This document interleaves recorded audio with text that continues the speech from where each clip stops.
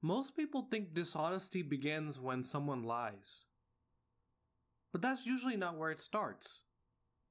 It starts much earlier. It starts in that tiny moment right before you say something true. You know what happened.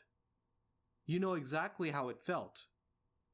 And for a second, you're about to say it plainly, the way it actually happened. And then something changes. You swap one word. You soften one edge. You leave out one piece that would make it land too directly. Not enough to make it false, just enough to make it safer. And that moment matters more than most people realize. Because in that moment, you are not protecting facts. You're protecting consequences. The consequence of being fully seen. The consequence of how someone might react. The consequence of what happens if truth arrives without protection around it.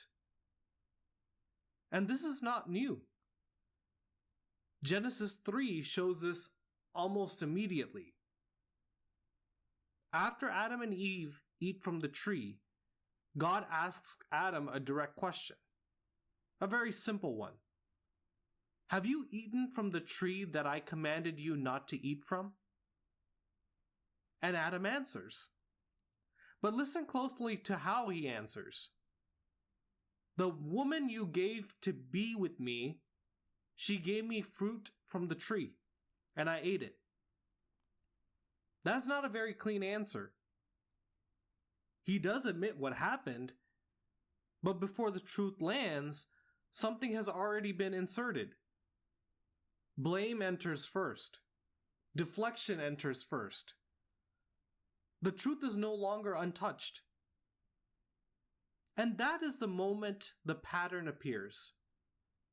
Not because Adam lies, but because truth has already been edited to protect consequence.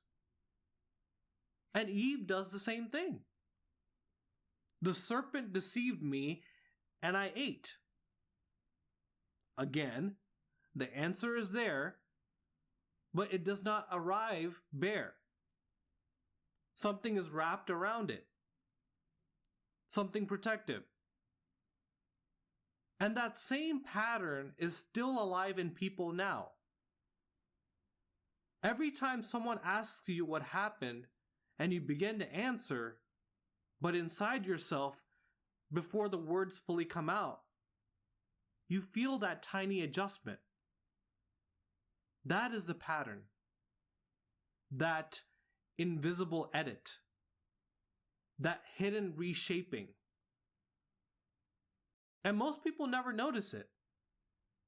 Because it happens so fast, it feels natural. It feels harmless.